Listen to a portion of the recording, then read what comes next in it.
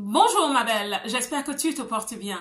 Bienvenue à toi qui es nouvelle. Assieds-toi, je t'accueille à cœur ouvert et à bras ouverts. Si tu ne me connais pas, tu peux m'appeler Coach Marcel Ange.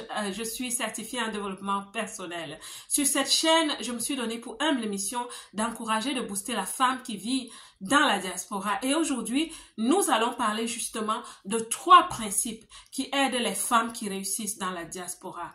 Il y a des personnes qui se demandent comment est-ce qu'on fait pour réussir loin de chez soi, parce que je confesse que ce n'est pas facile. Mais il y a des canevas, il y a des principes, il y a des lois qui vont t'aider à être cette femme qui sait t'adapter et qui sait réussir loin de chez toi.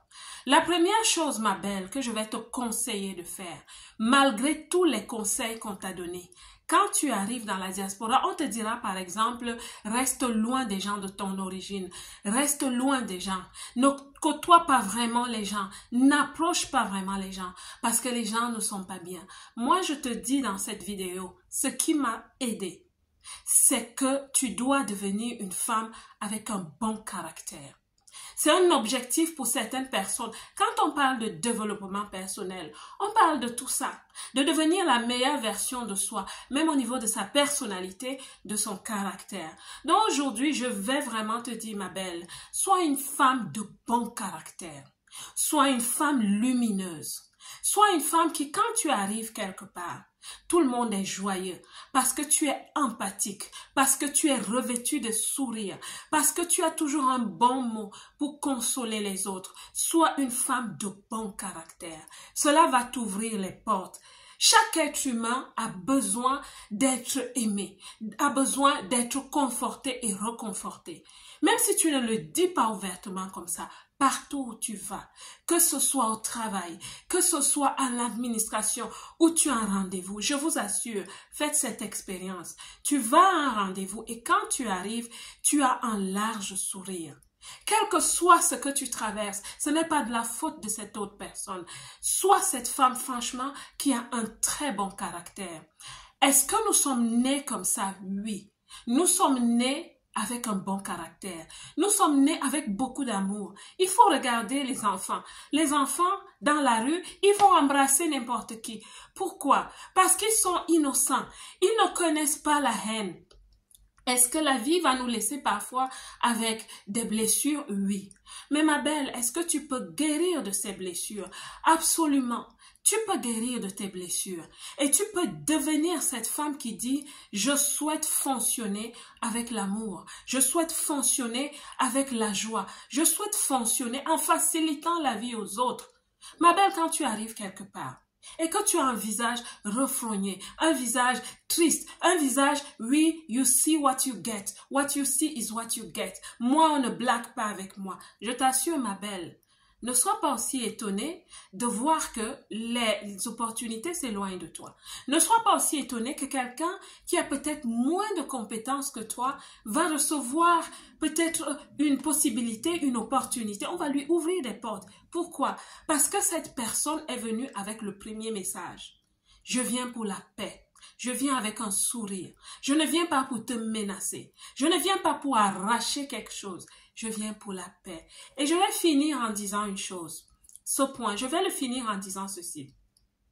Il y a une personne qui avait dit que les gens ne se souviendront pas toujours de ce que tu as fait pour eux, mais ils se souviendront tout le temps de comment tu les as fait se sentir.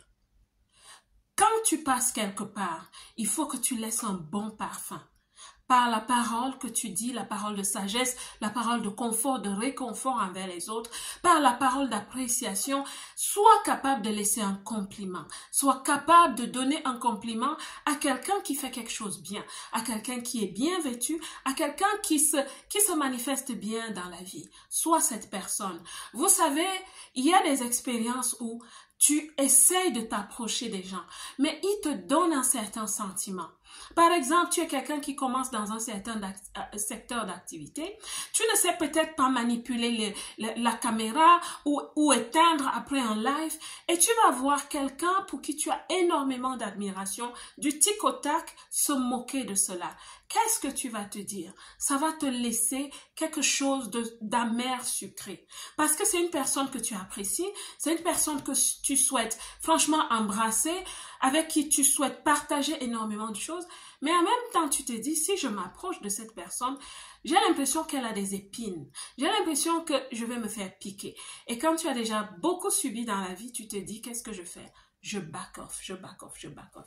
Donc, pour finir avec une note positive, ma belle, sois une femme lumineuse. Sois une femme, franchement, avec un bon caractère. Dans la diaspora, je t'assure, ça marche. Ça ouvre les portes. Ça t'aide à créer de super bonnes connexions.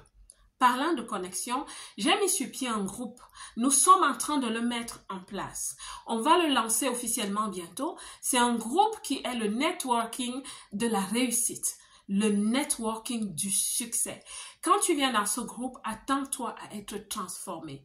Attends-toi à recevoir des outils pratiques qui vont t'aider au niveau du développement personnel de la femme qui vit dans la diaspora. Oui, parce que moi, je me spécialise pour aider la femme qui vit dans la diaspora. Je vous assure, le mindset, l'état d'esprit est totalement différent.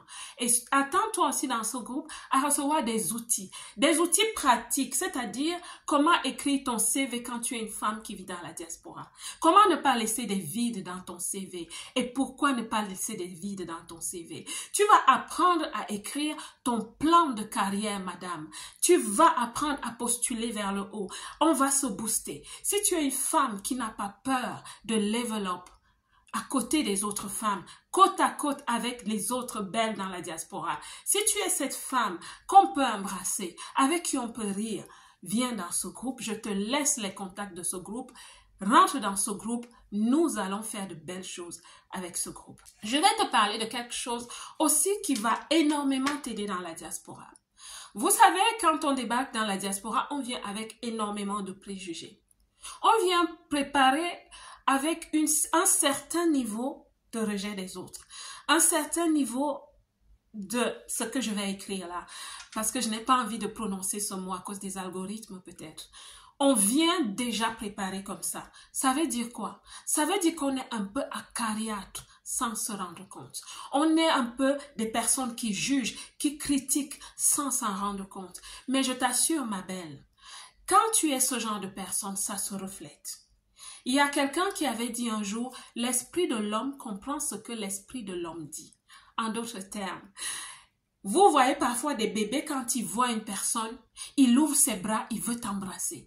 Mais parfois, il rencontre une personne, un bébé, regarde et se met à pleurer. Pourquoi? Parce que l'esprit de l'homme pur détecte par le discernement, parfois l'intuition, ce qui est dans l'esprit de l'autre homme. Donc, quand tu es une personne qui juge, une personne acariâtre, une personne qui critique certaines personnes, ça se sent, ça se ressent. Et ça va te fermer des portes. Parce que sans le savoir, même ton comportement est en train de le manifester. Tu veux quelque chose, mais tu te comportes différemment.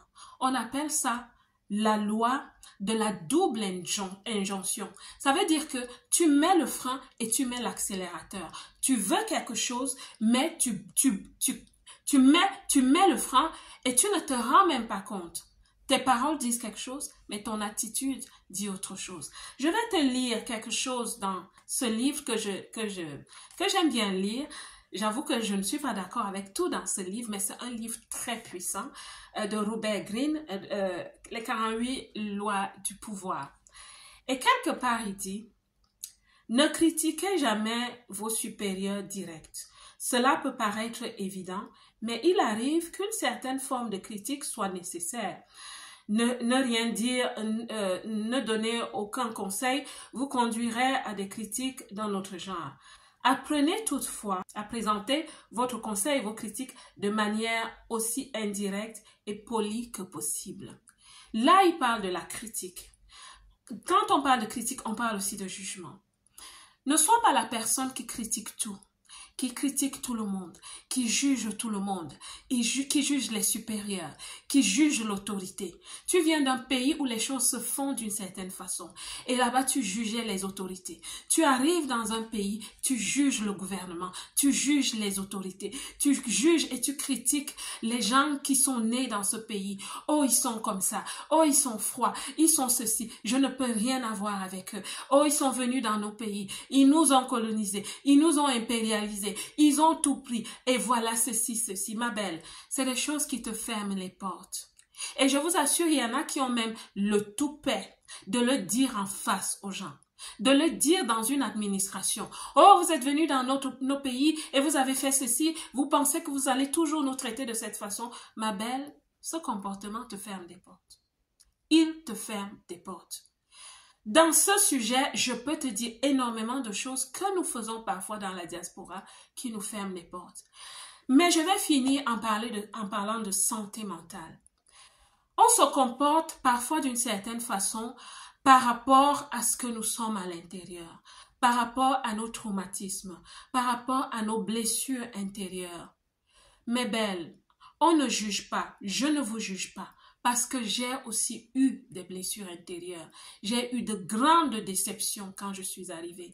Je vous dis, venez dans ce groupe. Je vais me rendre vulnérable pour vous dire vraiment que la personne que je suis aujourd'hui, je ne l'étais pas avant. J'ai subi des choses. J'ai été découragée. J'ai pensé que je venais à l'Eldorado, mais j'ai compris que c'est moi qui dois créer mon Eldorado. J'ai été déçue.